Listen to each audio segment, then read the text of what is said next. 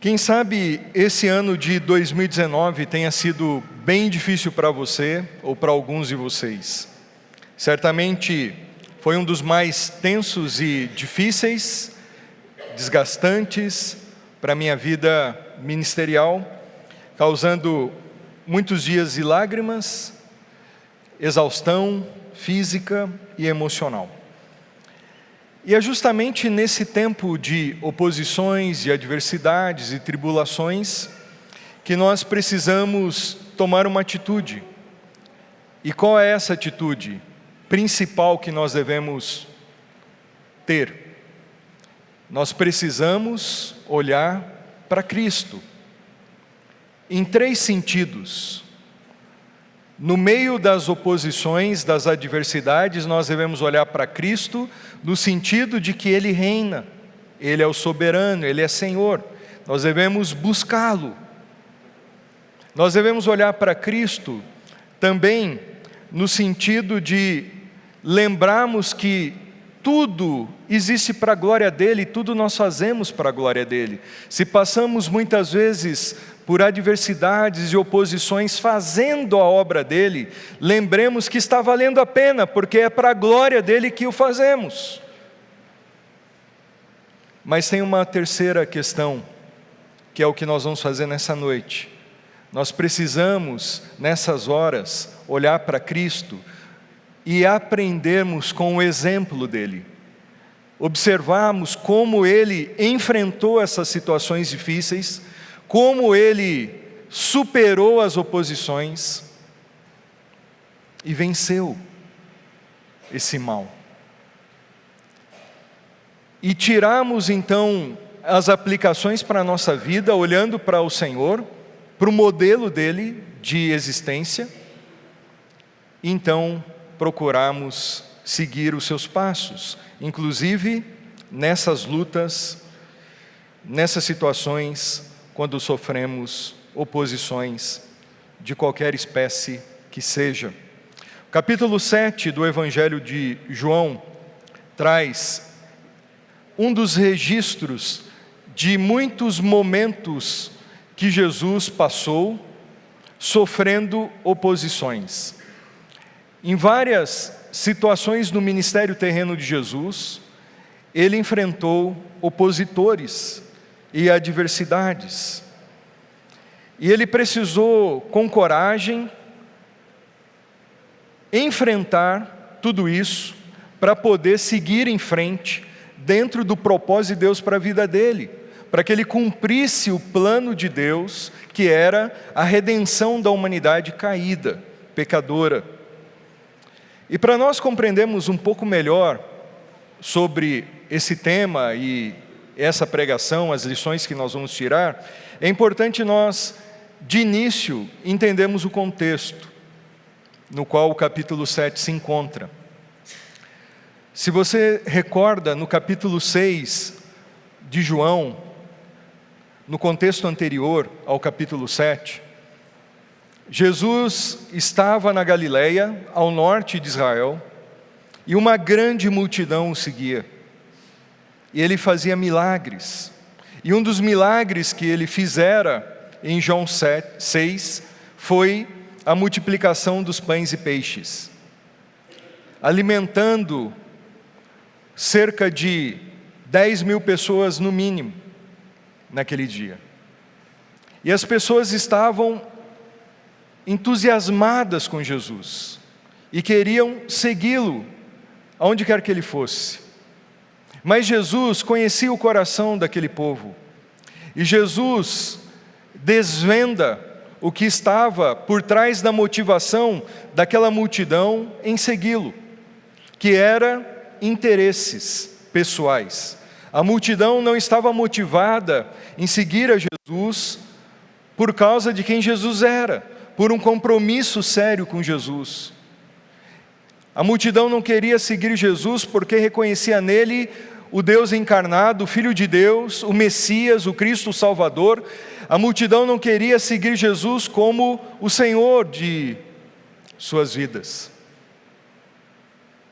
A multidão tinha uma fé utilitarista e queria usufruir daquilo que Jesus poderia dar, apenas das bênçãos materiais. E Jesus fala para a multidão no capítulo 6, vocês me seguem por causa do pão que vocês viram que eu multipliquei. Ou seja, vocês não querem a mim o pão da vida, mas vocês querem o pão material. E Jesus dá um duro discurso e chama aquela multidão toda ao arrependimento e a um compromisso com Ele. E o texto diz que todos abandonaram o Senhor. Só ficaram os 12 discípulos. Como acontece muito hoje em dia, muitas pessoas nas igrejas estão ali por essa motivação, apenas por causa de bênçãos materiais, ou para usufruírem daquilo que Deus pode dar. Não que nós não devamos buscar, nós acabamos de orar, suplicando as bênçãos de Deus. Nós dependemos de Deus, mas prioritariamente nós devemos buscar o Senhor por quem Ele é, porque Ele é o nosso Deus, porque nós reconhecemos que Ele é o nosso Salvador, o nosso Senhor, porque queremos um compromisso com Ele, queremos ser seus discípulos, queremos seguir os seus passos, queremos obedecê-lo, queremos honrá-lo, queremos viver para a glória dEle. Essa é a motivação principal. O capítulo 6 termina então com Jesus apenas e os 12. A multidão o havia abandonado. E agora começa o capítulo 7, apenas Jesus e esses 12 seguidores, e o capítulo 7 narra a época de uma das festas de Israel, a festa das cabanas, ou a festa dos tabernáculos. Diz assim o texto: depois disso, depois de Jesus dar um duro discurso, depois que Ele multiplicou os pães e os peixes, depois que Ele chamou a multidão ao compromisso com Ele, e a multidão o abandonou, depois que ficaram só os discípulos, depois disso tudo, Jesus viajou pela Galileia. Ele já estava lá, mas Ele começou a percorrer aquela região de uma forma mais intensa. Queria ficar longe da Judéia, no sul de Israel, onde os líderes judeus planejavam sua morte. Logo, porém, chegou o tempo da celebração judaica, chamada Festa das Cabanas, ou dos Tabernáculos. Havia uma prescrição na lei de Deus no Antigo Testamento, de que o israelita ou o judeu, ele precisava aguardar, observar pelo menos 3 festas anuais. A festa da Páscoa, a festa do Pentecoste e a festa dos Tabernáculos. E agora nós vemos que João capítulo 7 se dá nessa última festa, a festa das cabanas, uma festa que recordava os feitos de Deus no deserto, nos 40 anos em que o povo perambulou, foi peregrino ali no deserto, saindo da terra do Egito, indo até Canaã, a terra prometida. E o povo então habitava nesse período no deserto, em cabanas, em tendas, móveis que podiam ser desmontadas e montadas de novo. E Deus ali naquele período cuidou daquele povo, provendo miraculosamente comida, roupa, água, tudo o que eles precisavam, proteção, livramento. E essa festa era então para que Israel recordasse do poder do seu Deus. E essa lembrança de um Deus provedor, de um Deus de aliança com o seu povo, que cuida daqueles que são seus. Essa lembrança, essa recordação, essa mensagem deveria ser passada de geração em geração. Por isso as festas anuais, e as famílias se reuniam, e os pais contavam aos seus filhos os feitos do Senhor, e aquilo criava nas famílias dos judeus um senso de adoração, de gratidão, por causa do grande poder e graça e provisão de Deus. Ao mesmo tempo nutria a fé do povo, de que o mesmo Deus que cuidou da nação lá atrás, em situações das mais adversas, ali no deserto é o mesmo Deus hoje que pode cuidar nos nossos desertos atuais. E aquilo conclamava a nação a confiar nesse Deus em todo instante. Então, pessoas de Israel iam para Jerusalém, de todos os lugares, porque ali as festas eram celebradas. Jerusalém estava abarrotada, era o período dessa festa das cabanas, que durava 7 dias. Os israelitas faziam cabanas, armavam barracas em Jerusalém, então ficava a cidade bonita, cheia de cabanas. Era um negócio provisório, as famílias ficavam ali para recordar e lembrar do que Deus tinha feito no deserto. Eu me recordo quando eu estive em Israel, e foi num período da festa das cabanas. Nós estávamos ao norte de Israel, na fonte de Arode, onde Gideão e os 300 valentes beberam a água, e ali estavam famílias dos judeus com barracas, celebrando a festa das cabanas. Uma festa bonita, familiar, recordando os feitos de Deus e adorando o Senhor. E era essa época, já na época de Jesus já tinha essa celebração. Aliás, desde o Antigo Testamento, e dura até hoje. E no capítulo 7 de João, nós vamos ver que nessa festa, um pouco antes, aconteceram algumas oposições a Jesus. Durante a festa ele sofreu oposições, e no final da festa ele sofreu mais oposições, como se fossem ondas de oposições contra Jesus. Eu não sei se você foi para a praia agora recentemente, talvez agora no fim do ano, alguns tenham ido, e eu não sei se você foi por um mar violento, se num dado momento da sua vida você já foi num período onde o mar estava de ressaca e ondas violentas, e você entrou no mar e de repente vem aquela onda forte, meio que inesperada, você está distraído e meio que te joga, mas você consegue resistir à força da onda e consegue se equilibrar. Mas de repente, quando você consegue se equilibrar, já vem outra, e aí você já perde a estabilidade, e de repente já vem outra, aí você já toma um caldo. Em João capítulo 7, nós vemos ondas de oposições contra Jesus, uma atrás da outra. E vamos ver como Jesus reagiu, e como nós devemos aprender com Ele, e como nós devemos reagir também e lidar com as oposições que nós enfrentamos em qualquer âmbito da nossa vida.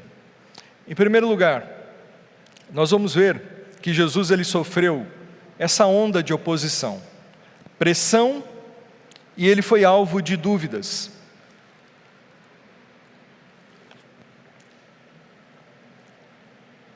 Encontramos Jesus sofrendo no capítulo 7, pressão, e pessoas duvidando do fato dele ser quem ele era, ou quem ele afirmava ser, o Filho de Deus, o Messias, o próprio Verbo que se encarnou. E para complicar mais a história, o que mais doía é que a pressão e o ter colocado Jesus em dúvida, isso vinha da própria família, da própria casa de Jesus, dos seus irmãos, filhos de Maria e José. É isso que diz o texto. Eu não sei se você já vivenciou isso, pressão, creio que não, né? Eu estou falando só por dizer nessa noite, mas talvez aqui nós não tenhamos pessoas que tenham vivido, agora no final do ano, jovens, pressão dos pais para passar no vestibular, ou estudantes aqui, universitários, talvez não tenham sofrido pressão para entregar o TCC na data, ou vendedores, pessoas que trabalham com metas, com vendas, não tenham sofrido pressão da empresa, do chefe, para entregar um trabalho, para bater uma meta. Talvez você, marido, não tenha sofrido pressão da sua esposa, porque chegou o fim de ano, vai receber visitas em casa, e você tem que colocar a casa em ordem, fazer aquela reforma tão esperada. Eu sei que aqui ninguém sofreu essas pressões, e ninguém sofre pressão, mas eu vou falar sobre pressão, tá ok? Que Jesus passou. Estou brincando, nós vivemos quase que o tempo todo debaixo de pressões, e algumas pressões merecidas, que nós mesmos pedimos, e outras, como Jesus no caso, pressões injustas. Jesus ele passou por pressão dos irmãos dele. Vamos ler o texto só para nós compreendermos? Os irmãos de Jesus lhe disseram: saia daqui e vá à Judeia, onde seus seguidores poderão ver os milagres que realiza. Você não se tornará famoso escondendo-se dessa forma. Se você pode fazer coisas tão maravilhosas, mostre-se ao mundo, pois nem mesmo seus irmãos criam nele. Jesus respondeu: agora não é o momento certo de eu ir, mas vocês podem ir a qualquer hora. O mundo não pode odiá-los, mas a mim ele odeia, pois eu o acuso de fazer o mal. Aí fala que os irmãos de Jesus, nós vamos explicar, eles foram os causadores de pressão, e eles foram os que duvidaram de Jesus, dele ser quem ele era, o próprio Filho de Deus, o Messias. José e Maria, eles se casaram, eles tiveram filhos. Existe uma doutrina, um dogma católico da Imaculada Conceição, que diz que Maria, ela é eternamente virgem. Porém, isso não é uma verdade, e as Escrituras demonstram isso. Porque Maria foi virgem até o nascimento do Senhor. Jesus foi gerado pelo Espírito Santo, mas depois Maria se casou com José, eles tiveram uma vida de casados normal, como qualquer outro casado. Eles viviam a vida conjugal e tinham certamente relações sexuais. Isso não é pecado nenhum dentro do contexto do casamento, isso foi algo que Deus instituiu. E eles tiveram filhos. A Bíblia vai dizer em Mateus 13 e Marcos 6, que Jesus tinha irmãos e tinha irmãs. 2 irmãos de Jesus escreveram cartas no Novo Testamento, Judas e Tiago. E esses irmãos de Jesus, pessoas da casa de Jesus, eles faziam pressão contra o Senhor e duvidavam dele.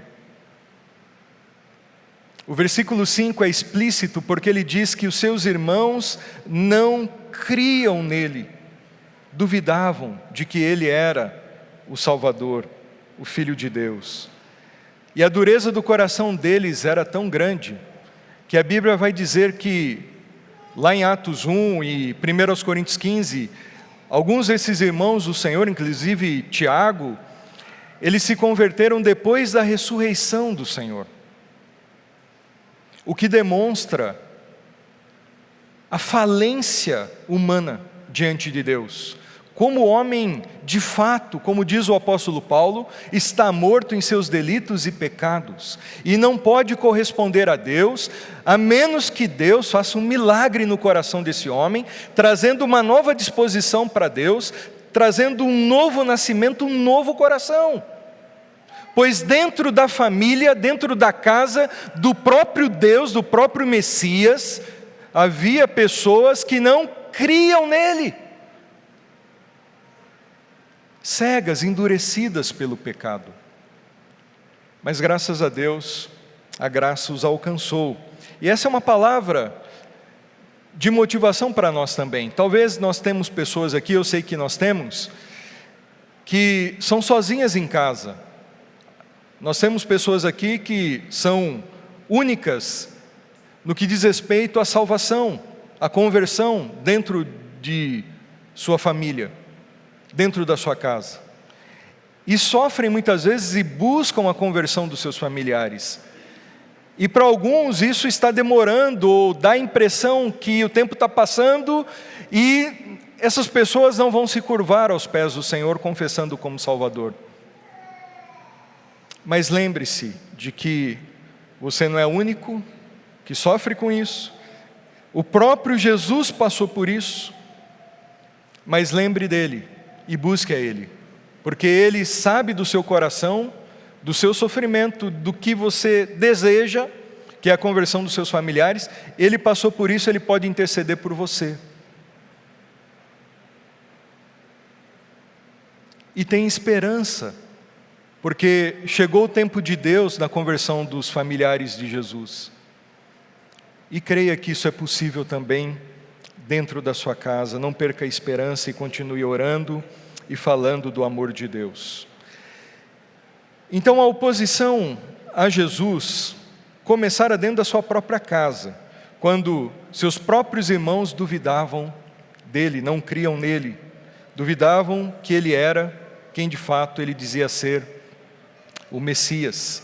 Eles criaram uma imagem diferente daquilo que o Senhor era. E uma outra questão foi que eles começaram a fazer pressão em Jesus.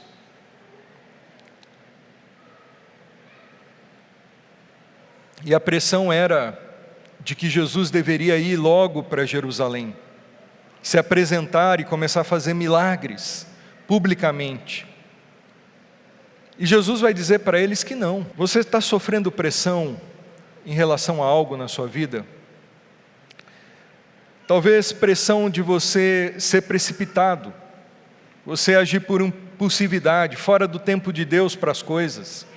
Talvez você jovem, sendo pressionado por amigos, ou até mesmo por parentes, a namorar alguém que não tem nada a ver com a vontade de Deus para a sua vida.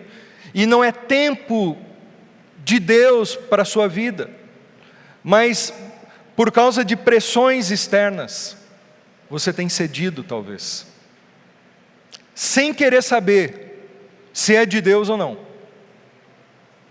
Ou então, o negócio está apertado, a pressão de colocar comida em casa, arrumar dinheiro para pagar as contas. E aí vem aquela oportunidade maligna de um grande negócio desonesto, e que parece que ninguém vai saber. E como eu tenho reagido nessas pressões. Ou talvez pressão no sentido de desistir, entregar os pontos, fazer algo fora da vontade de Deus, fora do tempo de Deus. Eu não sei que tipo de pressão você sofre, mas que nós possamos aprender com Jesus. Quando ele sofrer a pressão dentro da sua própria casa, o que ele fez? Ele disse: eu não vou me submeter às pressões, ceder a elas, eu vou agir conforme a agenda de Deus, o cronograma de Deus, não no tempo de vocês, não no tempo dos homens, o que eles acham que é o momento certo para as coisas. Eu não vou fazer a vontade humana, eu vou fazer a vontade do meu Pai, eu vou fazer a vontade de Deus. Não é hora para eu ir para Jerusalém, eu não vou com vocês, não é hora de eu me expor.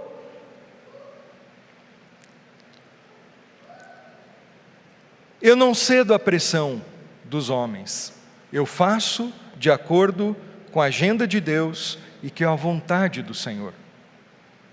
Essa é uma grande lição para nós, como nós temos agido por impulsividade, nos curvado às pressões, desagradado a Deus por causa disso, ou nós temos procurado saber o tempo de Deus para as coisas, sabido esperar e feito a vontade de Deus para a nossa vida.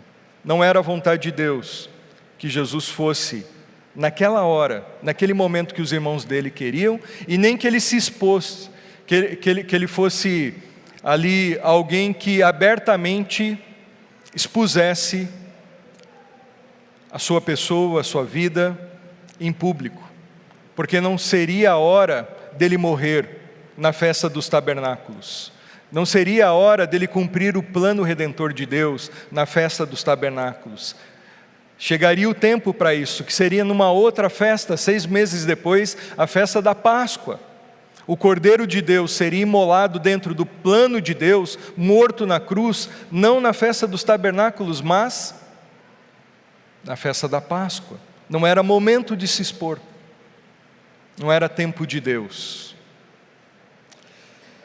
O que nós fazemos diante das pressões? Fazemos a vontade de Deus ou nos rendemos ao que os homens nos pressionam a fazer, e muitas vezes fora do tempo e da vontade de Deus?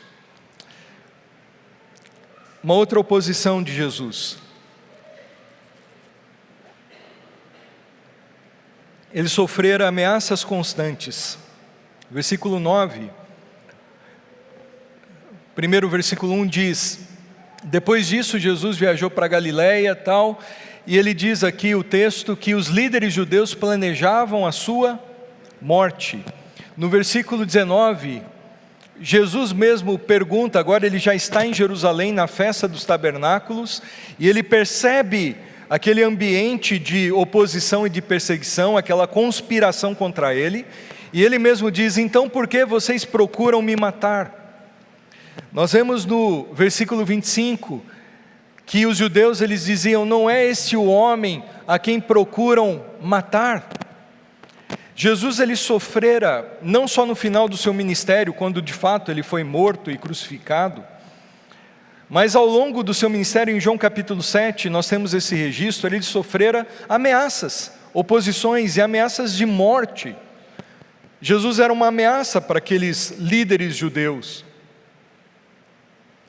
Eles queriam matá-lo, eles ameaçavam prendê-lo. E como Jesus lidou com as ameaças que ele sofreu? Como nós podemos lidar com as ameaças? Eu creio aqui que talvez a maioria não foi ameaçada de morte. E talvez seria algo que causasse pavor na vida de alguém ser ameaçado de morte. Mas Jesus foi. Mas quem sabe você já foi ameaçado de outras formas. Está sendo, quem sabe. Como Jesus reagiu às ameaças? Não, eu não vou para lá, eu não vou fazer milagres lá agora. Eu não vou me expor publicamente. Não é a hora, não é o tempo de Deus. Não é o propósito de Deus para agora. Ele não quis ir lá na festa e ficar se expondo abertamente. Ele ficou em secreto, vai dizer o texto aqui. Ele disse para os irmãos dele: vocês vão, eu ainda não irei na festa, pois meu tempo ainda não chegou. Tendo dito isto, permaneceu na Galiléia. Contudo, depois que seus irmãos partiram para a festa, ele também foi, mas em segredo, permanecendo distante dos olhos do público. Não havia por que se expor, porque ele sabia que havia uma conspiração contra ele e homens maus que queriam matá-lo e queriam prejudicá-lo. Então ele se preservou, se protegeu, foi prudente. O mesmo Jesus diz: sejam prudentes como as serpentes no deserto. Muitas vezes nós pensamos que a serpente, ela fica na espreita e procurando gente para picar. Opa, está passando um ciclista ali, eu vou chegar mais perto e vou dar um bote, que eu quero jogar o meu veneno na perna daquele cara da bicicleta. Não, a serpente não faz isso. A primeira reação dela é se esconder, é se proteger. A não ser que ela sofra uma ameaça, você pise em cima dela, é bem possível que ela vá picar você, como defesa. Senão ela vai ser prudente, ela vai antever o perigo e vai se esconder. Prudência é isso, é antever o mal e evitar de passar por ele. Jesus foi prudente, antevendo uma conspiração, ele não se expôs desnecessariamente, ele foi em secreto, porque não era a hora dele se expor, segundo a vontade de Deus. Diante das situações da sua vida, o que você tem feito? Agido com imprudência, na impulsividade, se exposto de uma maneira desnecessária, causando problemas maiores para a situação e para a sua própria vida? ou você tem sido prudente? A prudência é uma virtude que ela pode ser desenvolvida na vida do cristão, e deve ser. Martinho Lutero, reformador da igreja no século XVI, ele pregou as 95 teses contra a venda de indulgências, as cartas que a igreja católica vendia, dizendo que eram cartas que perdoavam os pecados e levavam as pessoas ao céu.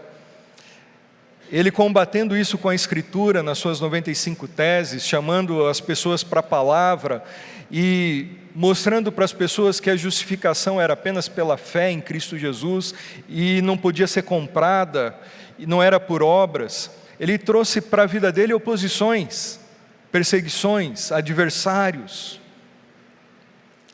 E era a própria Igreja Católica, o Papa, que se levantou contra ele, chamou ele para se retratar na chamada Dieta de Worms, e ele ali disse diante dos cardeais que ele não se retrataria, a menos que eles provassem nas Escrituras que ele estava errado. E ele disse: a minha consciência está cativa, presa, aprisionada à palavra. Me mostrem nas Escrituras que eu estou errado e eu me arrependerei e me retratarei, senão o meu compromisso maior é com a Escritura. E ninguém pôde mostrar nas Escrituras que Lutero estava errado, e ele se manteve firme na sua posição, e foi excomungado da igreja e depois perseguido. O que Lutero fez? Ficou se expondo, quando ele viu que o caldeirão estava pegando fogo contra ele. Um príncipe da Alemanha o convidou para ir para um castelo, em Wartburg, e ele ficou ali, por um ano, mudou até o nome dele, ele pedia para ser chamado de Jorge, e naquele um ano, naquela sala, naquele quarto, naquele castelo, na Alemanha, ele ficou escrevendo e traduzindo a Bíblia, para o alemão, para a língua do povo, para que o povo entendesse as Escrituras, e Deus o guardou ali. O mesmo homem que escreveu a música Castelo Forte, que nós cantamos aqui na nossa igreja algumas vezes, faz parte da Inódia Batista, uma música que fala sobre confiança em Deus. Foi Martinho Lutero que escreveu pensando num Deus que é um castelo forte, que é escudo e proteção, mesmo que Satanás se levante com astúcias infernais, Ele é um Deus que cuida dos seus. Um homem que confiava na soberania e no poder de Deus, escreveu uma música sobre isso, mas um homem que entendia que a confiança na soberania de Deus não anula a minha responsabilidade humana. Jesus cria na soberania de Deus, porque Ele é o próprio Deus, mas Ele fez o seu papel, Ele assumiu responsabilidade humana de se proteger também. Eu confio em Deus, eu creio em Deus e eu me exponho, eu faço coisas absurdas. Não, Deus quer que eu seja responsável também. Lutero confiava em Deus, Deus é o meu castelo forte, porém Ele é prudente e se protege.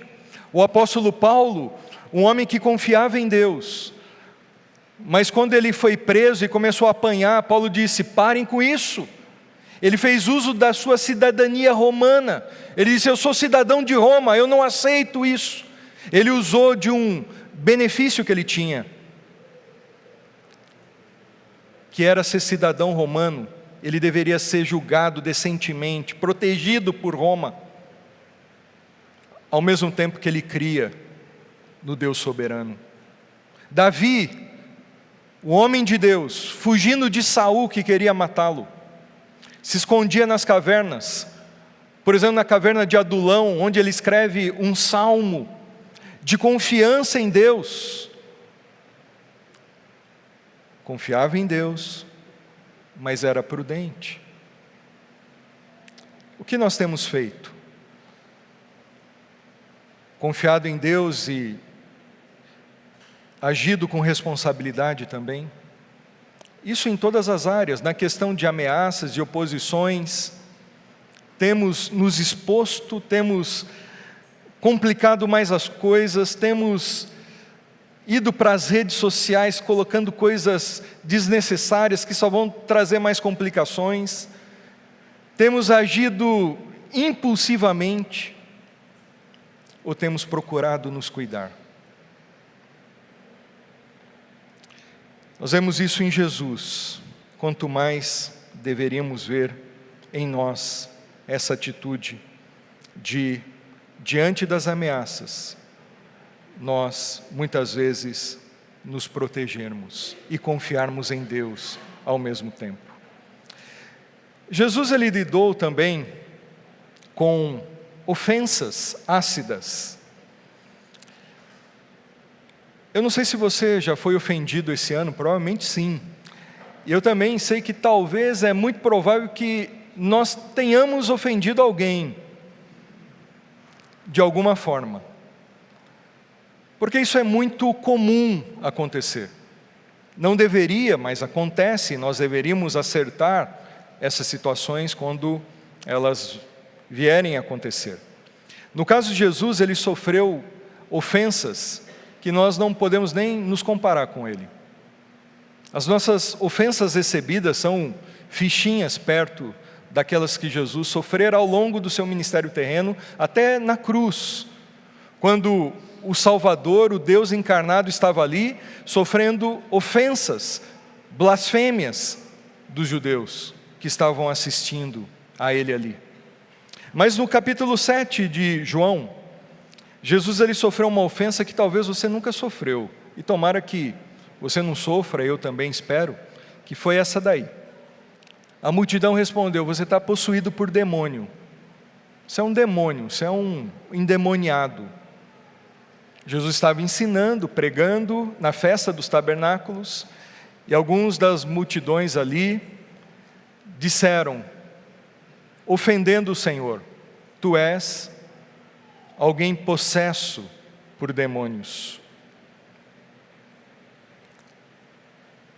Como reagir nessas oposições que envolvem ofensas? Como Jesus reagiu às ofensas?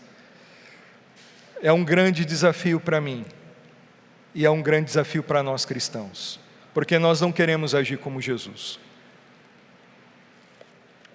Como nós devemos agir diante das ofensas, aprendendo com Jesus? Em primeiro, não pagando o mal com o mal, procurando retribuir o mal com o bem. Isso é fácil? Não é, precisa ser desenvolvido e buscado. É muito comum eu receber uma ofensa e pagar na mesma moeda, ou até uma moeda maior. Mas a Bíblia diz: não pague o mal com o mal, mas o mal com o bem. Jesus fez isso, inclusive na cruz, quando foi ofendido. Ele orou por aqueles que o ofendiam: Pai, perdoe-os, porque eles não sabem o que fazem. Uma outra maneira é perdoando. Perdoando aqueles que nos ofendem, como o Pai nos perdoa. Nós ofendemos o Pai com os nossos pecados e somos perdoados por Ele. E na oração do Pai Nosso diz justamente isso, que nós devemos perdoar aqueles que nos ofendem, os nossos devedores, assim como o Pai nos perdoa. Você tem perdoado ou você tem guardado mágoa, nutrido amargura, ódio? E é muito comum nós darmos lugar ao nosso coração caído, pecaminoso, para esses sentimentos destrutivos, de rancor, que prejudica apenas aquele que nutre o rancor. Nós devemos reagir também às ofensas orando por aqueles que nos ofendem. A Bíblia diz, e Jesus disse no Sermão do Monte, que nós devemos orar e bendizer os nossos inimigos. Que desafio para mim, para todos nós. Nós devemos orar por aqueles que nos ofendem. Ore, busque a Deus. E também pensando de uma maneira, agora levando um pouco mais para uma descontração, mas trazendo uma verdade, Spurgeon, ele dizia o seguinte sobre receber ofensa. Spurgeon foi um dos grandes pastores, pregadores que existiu na história da igreja, um pastor batista, e ele disse o seguinte: quando falarem mal de você, não fique chateado, pois você é muito pior do que eles pensam. E é isso mesmo, eu sou muito pior do que as pessoas pensam diante de Deus. Deus me conhece. É que eu fico chateado e fico bravo, revoltado, porque eu sou orgulhoso, eu sou soberbo, e essas situações só expõem o poço de orgulho que está dentro de mim. Que nós possamos orar, possamos não retribuir mal com mal, possamos lidar com essa situação de uma maneira bíblica, cristã. E eu quero terminar dizendo para os irmãos esse último ponto.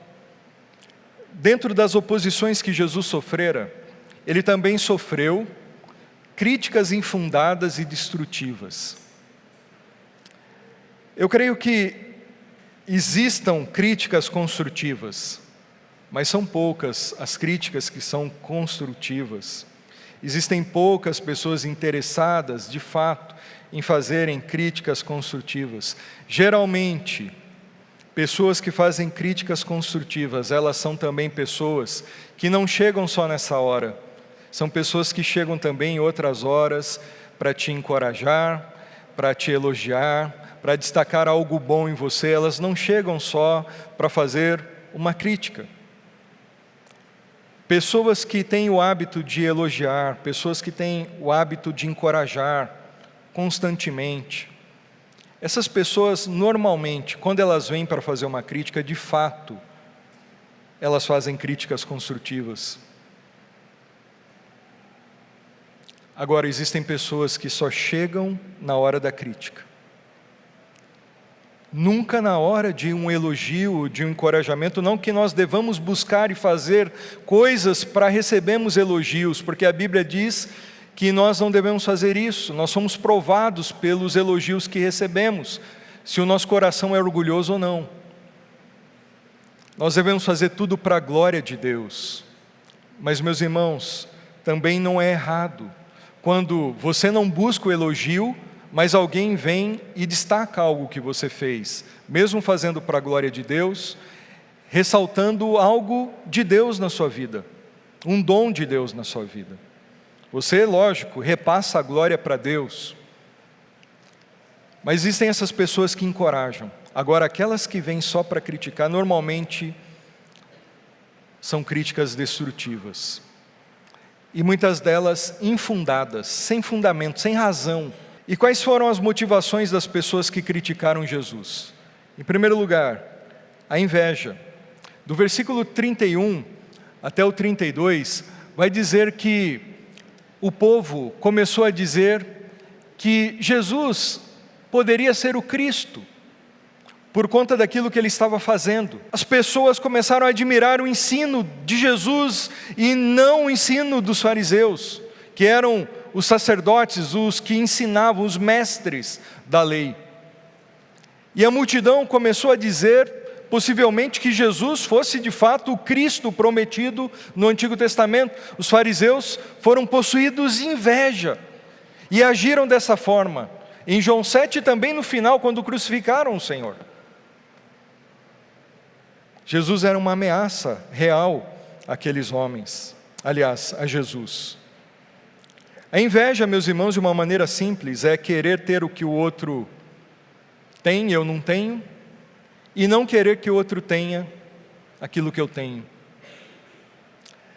Existem críticos com inveja do sucesso dos outros, ou seja, eles acham que sua vida está indo melhor do que a deles, então eles se levantam contra você, movidos por inveja para fazer oposição a você. É a velha história, a ilustração do vagalume e da cobra, que a cobra perseguia o vagalume todo dia.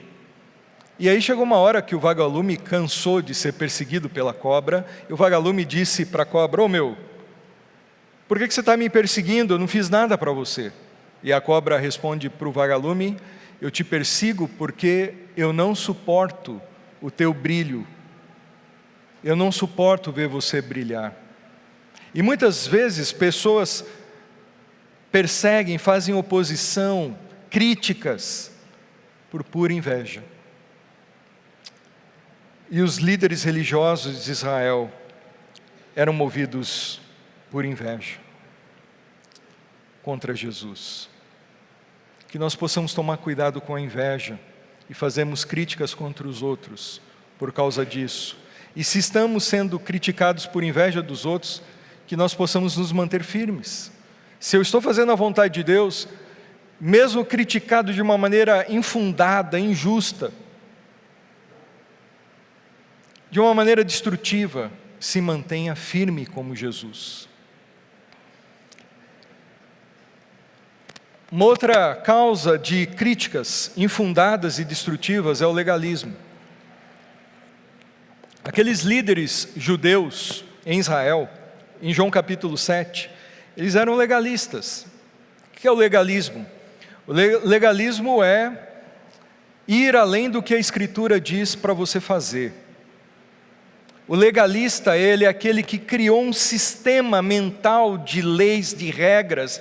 Ele criou, por conta própria, uma lista do que ele entende que é certo e errado. Isso ele recebeu pela cultura, por aprendizado de casa, ou por um sistema religioso no qual ele fez parte e o influenciou.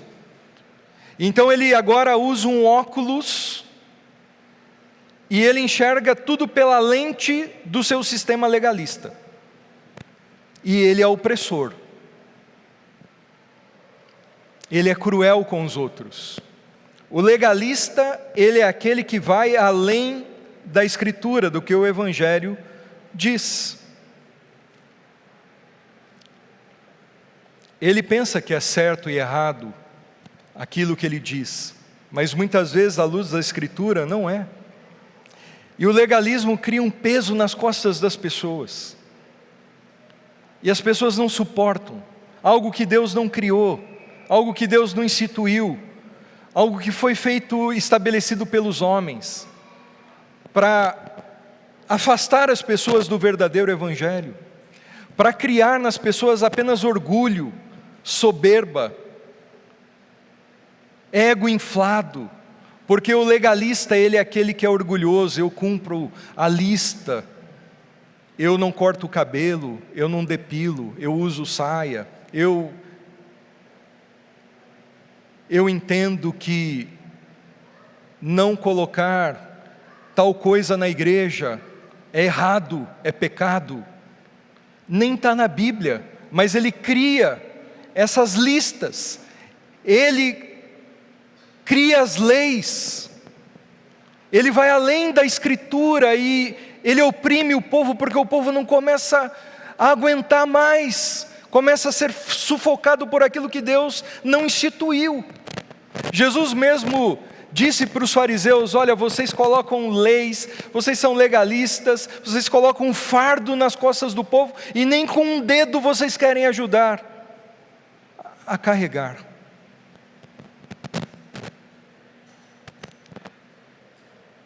Jesus, ele combateu os legalistas, o legalismo. Em João capítulo 7 ele fez isso.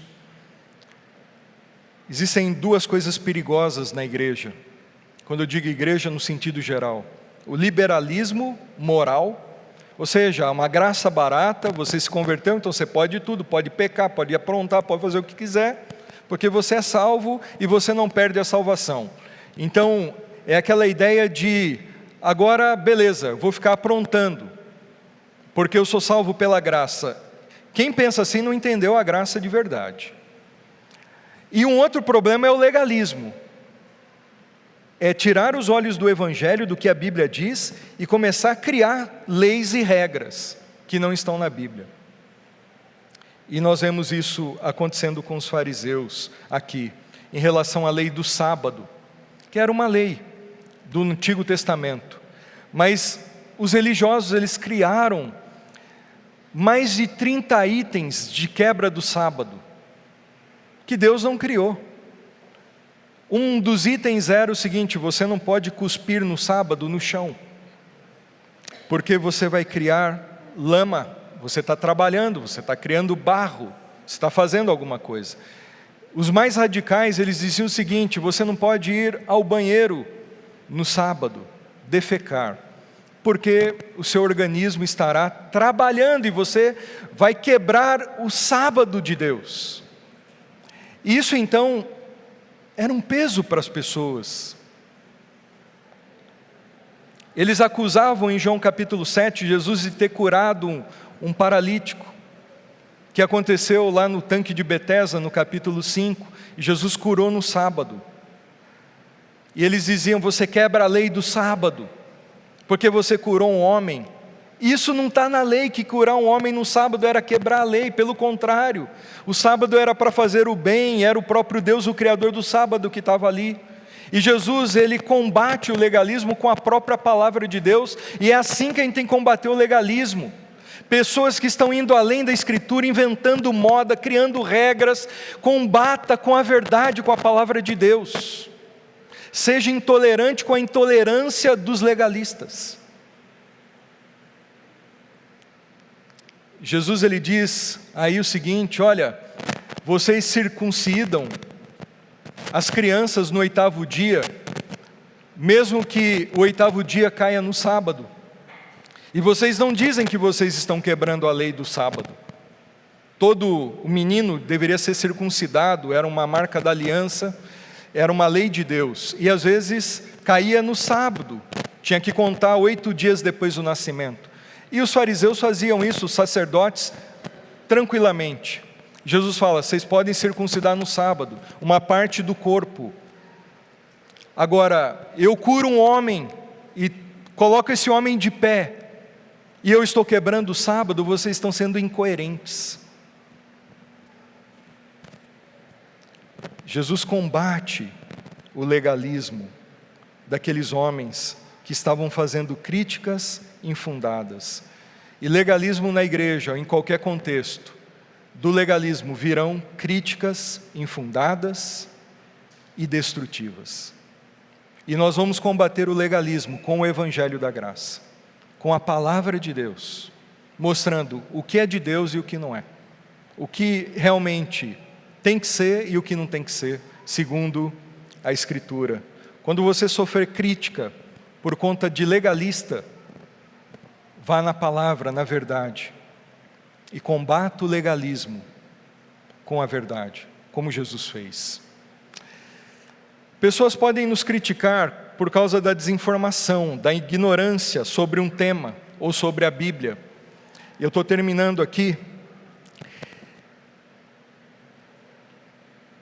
Existem pessoas que criticam porque simplesmente não têm toda a informação das coisas e saem falando de uma maneira irresponsável.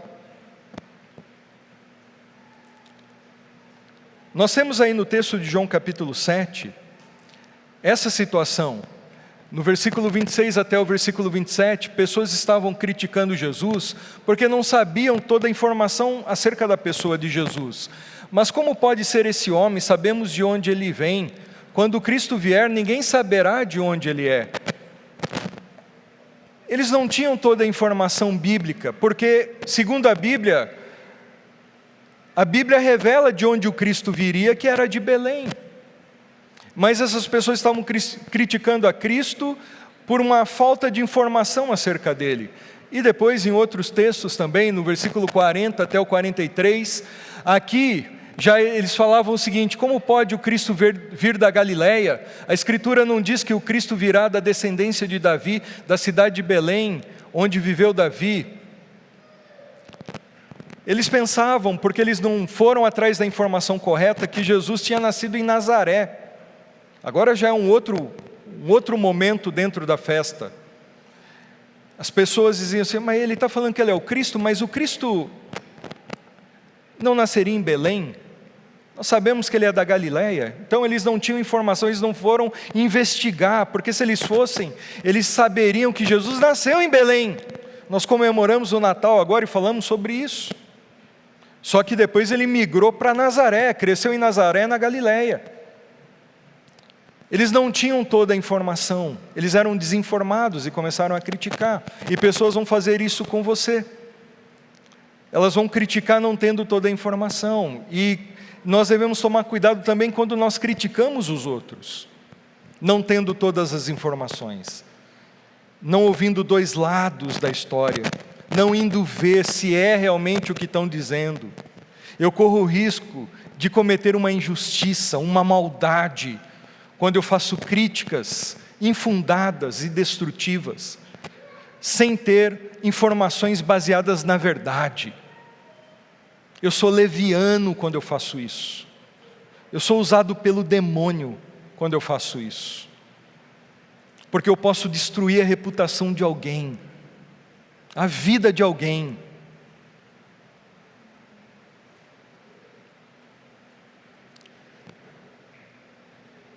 E muitas vezes somos criticados, em último lugar, de uma forma injusta. A motivação é a injustiça. Versículo 24. Não julguem de acordo com as aparências, disse Jesus, mas julguem de uma maneira justa, ou conforme a reta justiça. Aqueles homens estavam criticando Jesus e julgando pela aparência das coisas, pela aparência dele, e não por quem de fato ele era. E não segundo a reta justiça, segundo a verdade. E muitas vezes nós fazemos isso, nós criticamos, nós falamos, nós maldizemos, baseados na aparência das coisas. O nosso achismo, eu acho, e eu saio falando. Isso é pecado contra Deus. E de toda palavra eu vou prestar contas diante do Criador. Eu corro o risco de ser injusto com alguém, como foram com o Senhor Jesus Cristo. Não julguem na aparência, mas segundo a reta justiça. Não cometam injustiça. Depois, no final do texto, vai dizer que Nicodemos, um dos discípulos de Jesus, ele se levanta diante dos sacerdotes, ele fala assim, vocês julgam uma pessoa, vocês criticam uma pessoa sem ouvir essa pessoa, vocês estão falando de Jesus, mas vocês nem ouvem a Ele, o que Ele tem para dizer, vocês estão julgando de uma maneira unilateral, vocês não chamam Ele para ouvi-lo, vocês cometem injustiça na crítica de vocês.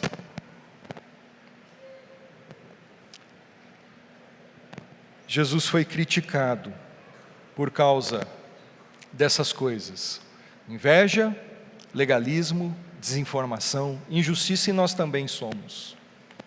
Essa é uma das oposições que Jesus passou. E eu termino deixando para vocês algumas aplicações finais. Diante das oposições, olhando para Jesus, o que mais eu tenho que fazer? Diante das oposições, lembre para quem você vive.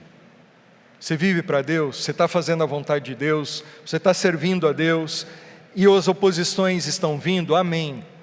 Continua firme. E lembre de que você está servindo a Ele e não a homens. E continue marchando.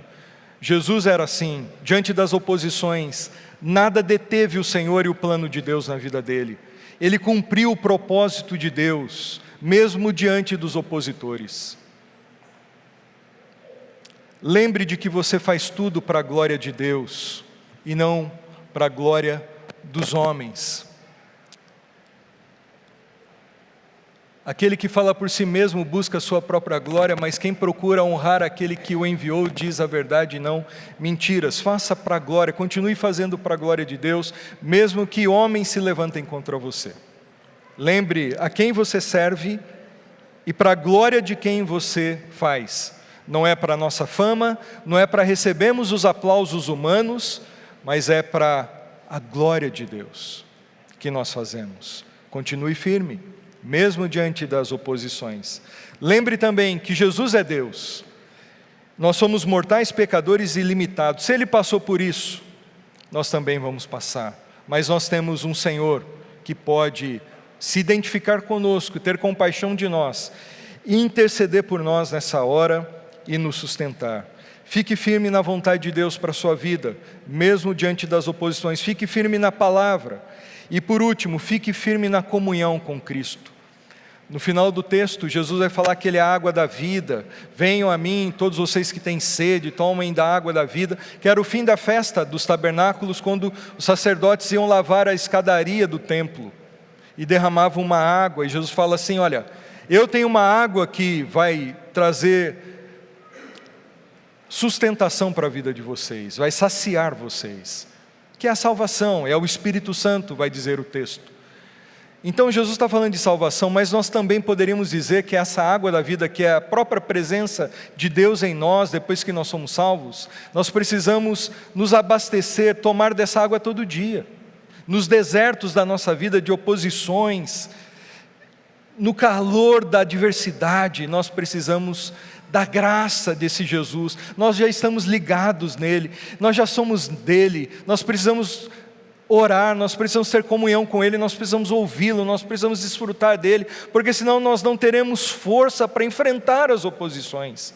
Só pela graça de Deus na nossa vida, nós temos forças para vencer.